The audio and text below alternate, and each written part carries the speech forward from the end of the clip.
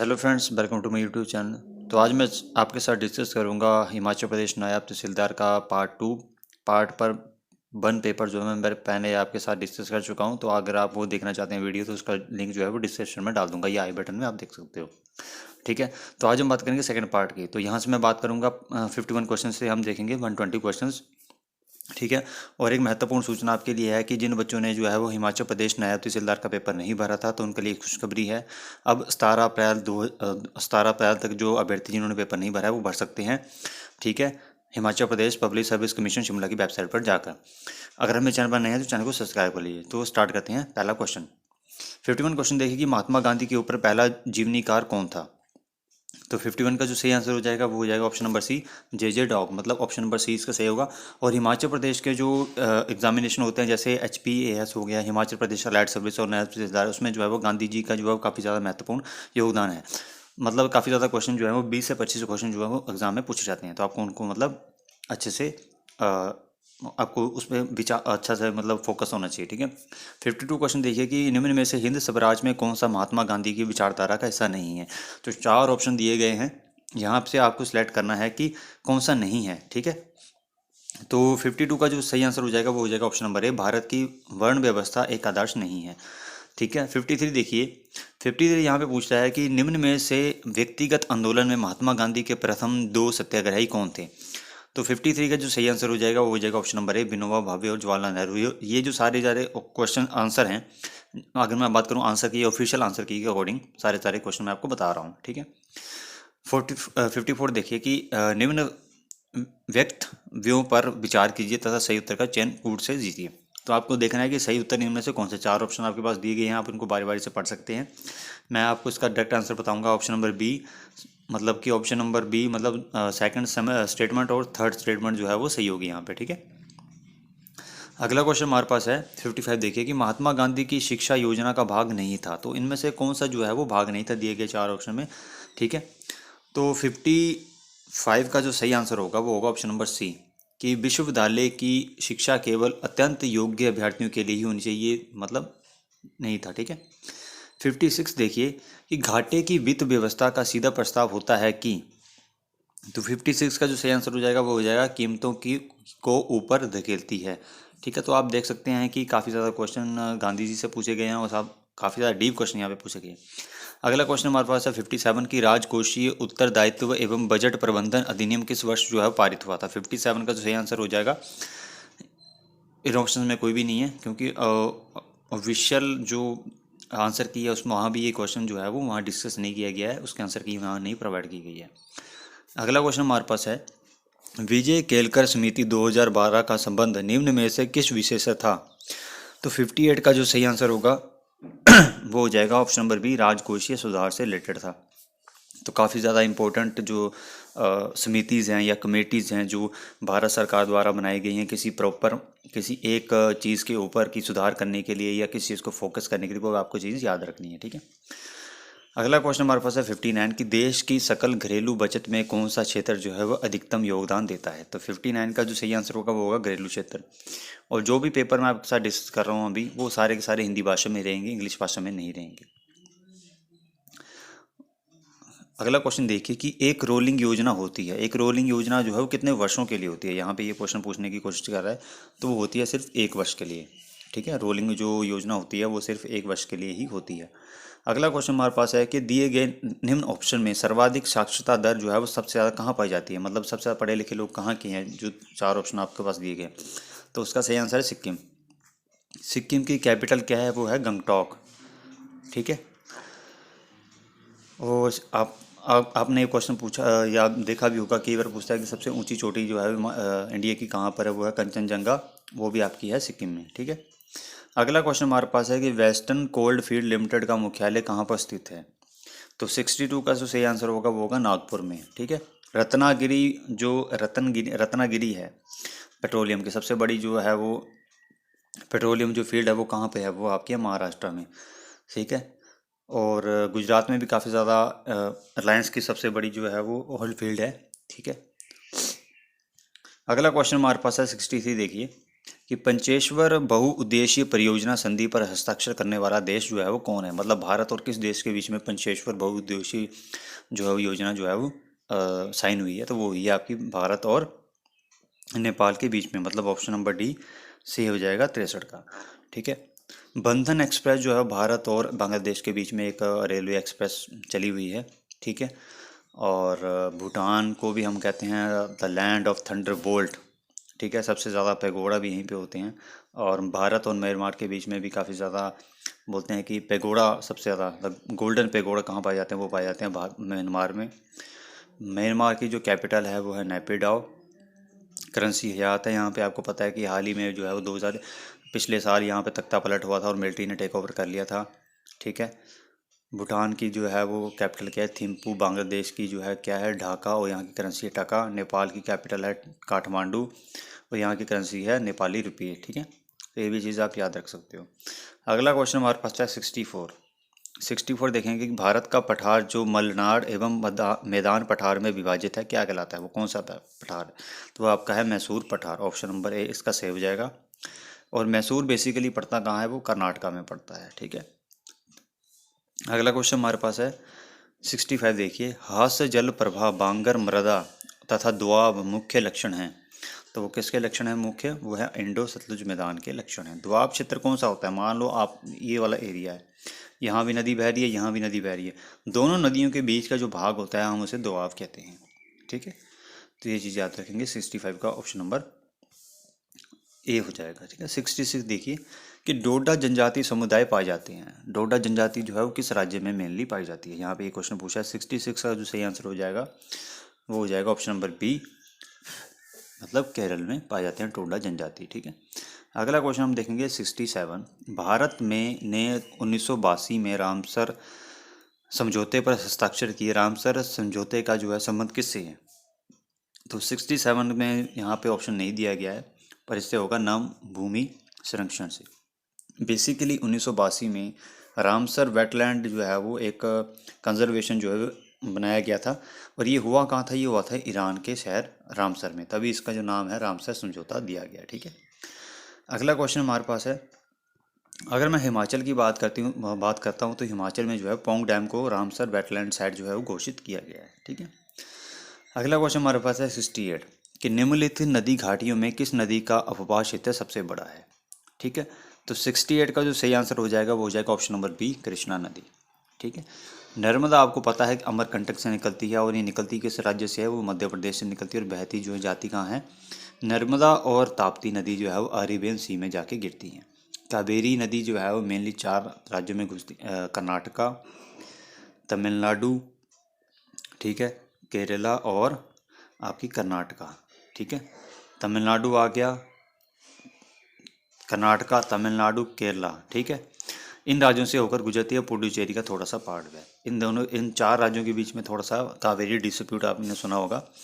और जो महानदी है वो निकलती है आपकी छत्तीसगढ़ से, और मेनली जो है वो किस स्टेट में ज़्यादा बहती है, उड़ीसा में। और उड़ीसा में जो हीराकुंड जो डैम है वो महानदी के ऊपर ही बना हुआ है, सबसे लंबा जो है वो लंबाई में।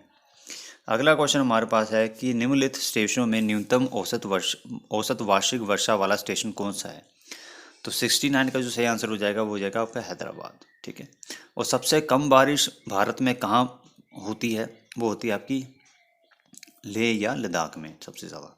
ठीक है, अगला क्वेश्चन हमारे पास है 70 कि निम्नलिखित में से सबसे पूर्व में स्थित शहर कौन सा है, तो दिए गए 4 ऑप्शन में सबसे पूर्व में स्थित शहर कौन सा है। 70 का देखिए ऑप्शन नंबर ए लखनऊ हो जाएगा।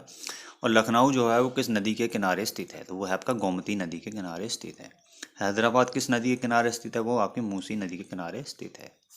ठीक है, और हैदराबाद में नागार्जुन डैम भी बना हुआ है। ठीक है, अगला क्वेश्चन हम देखते हैं 71।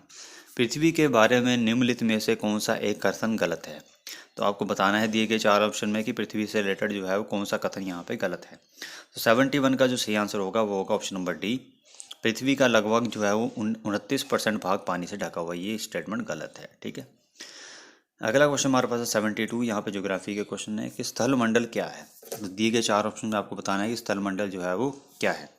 तो 72 का जो सही आंसर होगा वो होगा ऑप्शन नंबर डी, भूपटल की सबसे ऊपरी परत जो जीवों को सहारा दे सकती है, मतलब इसका ऑप्शन नंबर डी सही हो जाएगा। 73 देखिए कि अग्न्य चट्टान कैसे बनती है, मतलब 73 का जो सही आंसर हो जाएगा वो हो जाएगा ज्वालामुखी उद्गार के ठंडा होने से जो है वो अग्न्य चट्टान बनती है। ठीक है, अगला क्वेश्चन हमारे पास है कि 74 कौन सा शहर जो है भारत की सिलिकॉन घाटी के नाम से जाना जाता है। तो सिलिकॉन घाटी के नाम से जाना जाता है बेंगलोर। अगर आपसे पूछ लें कि साइलेंट वैली नेशनल पार्क जो है वो किस राज्य में स्थित है, तो वो आपके केरला में स्थित है। ठीक है, अलीगढ़ में जो है वो ताले के लिए काफ़ी ज़्यादा फेमस है। अलीगढ़ यूपी का एक शहर है। ठीक है, धनाबाद में सबसे ज़्यादा क्या होता है, धनाबाद जो कहाँ है वो झारखंड में, सबसे ज़्यादा कोयला की फील्ड यहाँ पे आपको मिलेगी धनाबाद में। नागपुर में जो संतरों के लिए काफ़ी ज़्यादा फेमस है। ठीक है, 75 देखेंगे हम कि नाभिकीय रिएक्टर का मुख्य उपयोग क्या होता है, दिए गए 4 ऑप्शन में। तो 75 का जो सही आंसर हो जाएगा वो हो जाएगा आपका ऑप्शन नंबर बी, नाभिकीय विखंडन के दौरान विमुक्त ऊर्जा से विद्युत ऊर्जा का उत्पादन। ठीक है, मतलब इलेक्ट्रिसिटी जो है वो जनरेट करना। न्यूक्लियर रिएक्टर आपने देखे होंगे काफ़ी ज़्यादा हिमाचल में तो नहीं है बेसिकली, बट भारत देश में काफ़ी राज्यों में हैं।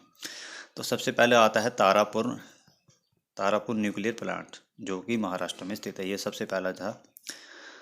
ठीक है, अगला क्वेश्चन हमारे पास है 76, वाहनों को चलाने के लिए गैसोलीन की तुलना से संपीड़ित प्राकृतिक गैस को अब बेहतर ईंधन के रूप में उपयोग किया जा रहा है, क्योंकि इसका जो है वो 4 ऑप्शन यहाँ पे दिए गए हैं, क्योंकि ये पूर्णतः दहन हो जाता है और बिना जला हुआ कार्बन विमुक्त नहीं होता। तो ऑप्शन नंबर ए इसका सही हो जाएगा। अगला क्वेश्चन हमारे पास है, काफ़ी ज़्यादा रिपीटेबल क्वेश्चन है। हिमाचल प्रदेश सबऑर्डिनेट बोर्ड हमीरपुर के द्वारा पूछा गया काफ़ी ज़्यादा क्वेश्चन है, ये रिपीटेबल क्वेश्चन जिसे हम बोल सकते हैं।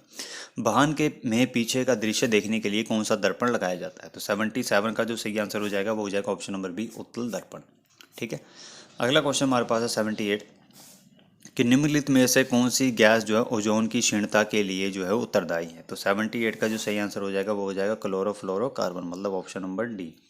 ठीक है, 79 देखिए यहाँ पर, बालकों में क्वाशियोरकर और मेरमसमस की बीमारी किस कमी के कारण होती है। तो 79 का जो सही आंसर हो जाएगा वो हो जाएगा 79 का ऑप्शन नंबर डी, प्रोटीन के कारण ये बीमारी बालकों में होती है। अगला क्वेश्चन हमारे पास है कि हिमाचल प्रदेश में रिश्ता परियोजना किसके संदर्भ में है। तो मैंने आपको बताया था कि जो भी नई स्कीम्स आप हिमाचल प्रदेश में लॉन्च होती है वो एग्ज़ाम में आने के चांसेस काफ़ी ज़्यादा होते हैं। जैसे एक है नई राहें नई मंजिलें, तो एग्जामिनर ये पूछ लेगा कि हिमाचल प्रदेश में नई राहें नई मंजिलें जो एक योजना चलाई गई है वो किस क्षेत्र से संबंधित है। तो वो आपकी है पर्यटन के क्षेत्र से संबंधित है। ठीक है, तो फिलहाल जो है वो 80 का हम राइट आंसर देखेंगे। 80 का जो सही आंसर होगा वो होगा ऑप्शन नंबर ई, एलईडी पर आधारित सड़क प्रकाशीकरण परियोजना। एक है भारत नेट परियोजना, वो किससे रिलेटेड है, वो रिलेटेड है पंचायतों को डिजिटलकरण से रिलेटेड है। ठीक है, अगला क्वेश्चन हमारे पास है, भारत की स्वतंत्रता के समय ब्रिटेन का प्रधानमंत्री कौन था। तो 81 का जो सही आंसर हो जाएगा वो हो जाएगा ऑप्शन नंबर ए, क्लेमेंट एटली जो है वो भारत की स्वतंत्रता के समय ब्रिटेन के प्रधानमंत्री थे। अगला क्वेश्चन हमारे पास है कि आतंकवाद विरोधी दिवस कब मनाया जाता है। तो 82 का जो सही आंसर हो जाएगा वो हो जाएगा ऑप्शन नंबर डी, मई 21 को मनाया जाता है। ठीक है, अगर मैं बात करता हूँ 29 अगस्त की, तो 29 अगस्त को जो है वो खेल दिवस मनाया जाता है मेजर ध्यानचंद की याद में। ठीक है, 1 दिसंबर जो है वो वर्ल्ड एड्स डे मनाया जाता है। 10 दिसंबर को ह्यूमन राइट डे मनाया जाता है। 8 मार्च को जो है वो आपको मनाया जाता है इंटरनेशनल वुमेंस डे।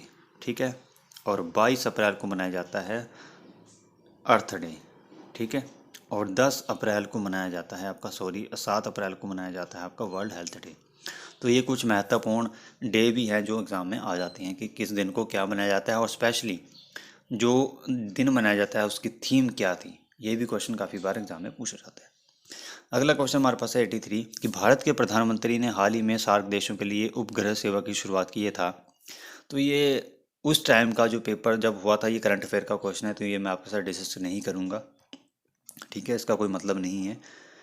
अगला क्वेश्चन हमारे पास है कि दिग्गी यात्रा की एक शुरुआत है। तो दिग्गी यात्रा 84 का जो सही आंसर हो जाएगा वो हो जाएगा नागरिक उड्डयन मंत्रालय के द्वारा एक शुरुआत की गई है।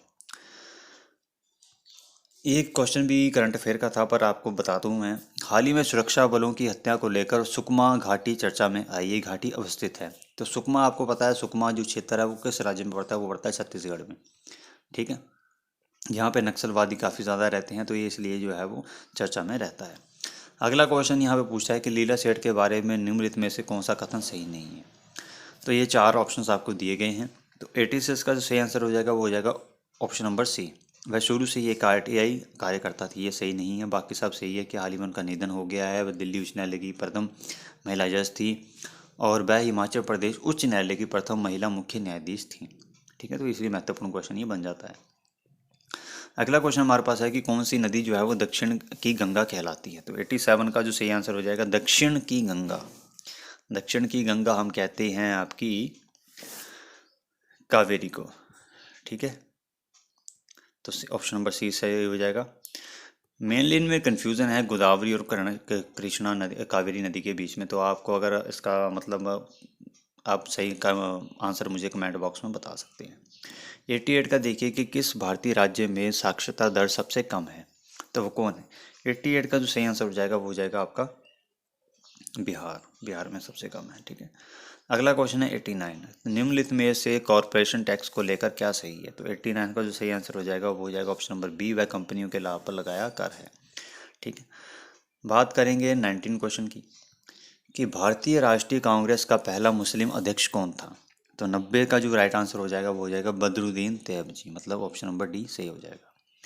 अगला क्वेश्चन हमारे पास है विश्व मोहन भट्ट का संबंध जो है वो किससे रिलेटेड है। कि विश्व मोहन भट्ट जो है वो क्या बजाते थे या क्या किस में चीज़ में वो स्पेशलिस्ट थे। तो वो थे आपके ऑप्शन नंबर बी मोहन बीना से। ठीक है, अगला क्वेश्चन हमारे पास है कि भारतीय संविधान के अंतर्गत शिक्षा कहाँ अवस्थित है। तो 92 का जो सही आंसर हो जाएगा वो हो जाएगा आपका समवर्ती सूची मीन करंट लिस्ट में। ठीक है, अगला क्वेश्चन हमारे पास है 94। किस व्यक्ति विशेष ने गांधी को 1917 में चंपारण आने के लिए राजी किया था। तो 94 का जो सही आंसर हो जाएगा वो हो जाएगा ऑप्शन नंबर ए, राजकुमार शुक्ला के द्वारा कहने पर जो है वो ये गांधी जी चंपारण आए थे साउथ अफ्रीका से। अगला क्वेश्चन हमारे पास है 95। कौन सा भारतीय तेज गेंदबाज लगातार 2 कैलेंडर वर्ष 2015-16 में पूरे 50 विकेट लेने वाला पहला गेंदबाज बना। तो ये करंट अफेयर का क्वेश्चन था उस टाइप का, मैं डिस्कस कर लेता हूँ। तो वो थे R Ashwin, option number A. अगला क्वेश्चन हमारे पास है 96 की भारतीय महिला हॉकी टीम ने एशियन, ये भी करंट अफेयर का क्वेश्चन है। मैं आपसे ज़्यादा क्वेश्चन डिस्कस करता हूँ कि हाल ही में जो विश्व ट्रॉफी हुई थी T20 की, वो उसका खिताब किसने जीता था। वो जीता है आपका ऑस्ट्रेलिया ने। ये क्वेश्चन एग्जाम में आ सकता है। ठीक है, अगला क्वेश्चन हमारे पास है कि संप्रति किन देशों के बीच जो है वो संयुक्त सैनिक प्रशिक्षण अभ्यास है। तो वो आपका किस देश के बीच में संप्रति, वो है भारत और बांग्लादेश के बीच। 97 का ऑप्शन नंबर ए सही हो जाएगा। ठीक है, इंदिरा जो है भारत और रूस के बीच में एक एक्सरसाइज है। युद्ध अभ्यास भारत और अमेरिका के बीच में है 10। ठीक है, और भारत और इजराइल के बीच में भी है। आप मुझे कमेंट बॉक्स में बता सकते हैं। ठीक है, अगला क्वेश्चन हमारे पास है कि विश्व संस्कृत पुरस्कार 2016 किसे दिया गया। ये भी जो क्वेश्चन है ये करंट अफेयर से रिलेटेड है, तो आपको एक आइडिया लग गया होगा कि जो है वो नायब तहसीलदार एग्जाम में किस प्रकार के क्वेश्चन जो एग्जामिनर पूछता है। ठीक है, तो 98 का जो सही आंसर हो जाएगा वो होगा ऑप्शन बी, राजकुमारी महाचक्रवर्ती सिरिंद्रोन। ठीक है, अगला क्वेश्चन भी जो है वो करंट अफेयर से ही रिलेटेड है कि 2016 में फीफा फुटबॉल खिलाड़ी का अवार्ड किसे दिया गया था। 99 का सही आंसर हो जाएगा ऑप्शन बी, क्रिस्टियानो रोनाल्डो। ठीक है, अगला क्वेश्चन हमारे पास है कि चैंपियंस ऑफ द अर्थ पुरस्कार दिया जाता है। तो 100 का जो सही आंसर हो जाएगा वो हो जाएगा ऑप्शन नंबर ए, संयुक्त राष्ट्रीय संघ के द्वारा, मतलब ठीक है दिया जाता है। पहला ब्रिक्स फिल्म समारोह हुआ था, तो पहला कहाँ पे हुआ था, वो हुआ था आपका दिल्ली में। ठीक है, ये भी आप याद रखेंगे।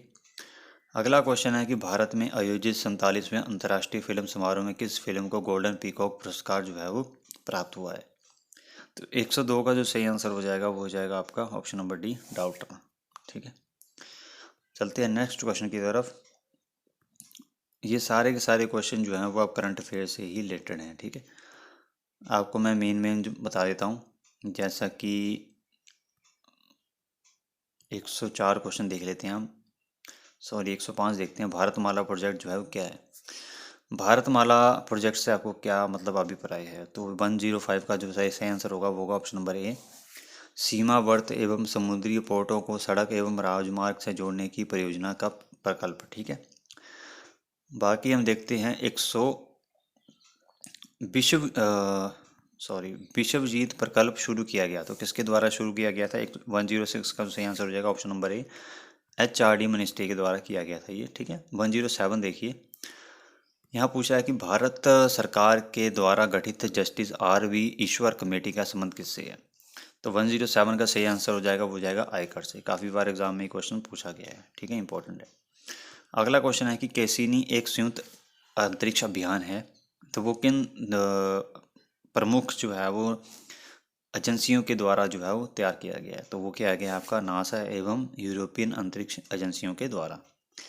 अगला क्वेश्चन हमारे पास है कि संकट मोचन ऑपरेशन की शुरुआत जो है वो की गई थी, तो 109 का जो सही आंसर हो जाएगा वो हो जाएगा भारत वायुसेना के द्वारा ठीक की थी। ठीक है, यहाँ पे पूछा गया है 2016 के लिए ज्ञानपीठ पुरस्कार किसे दिए गए? ये हमारे लिए इम्पोर्टेंट नहीं है क्योंकि ये अब नहीं आएगा क्वेश्चन।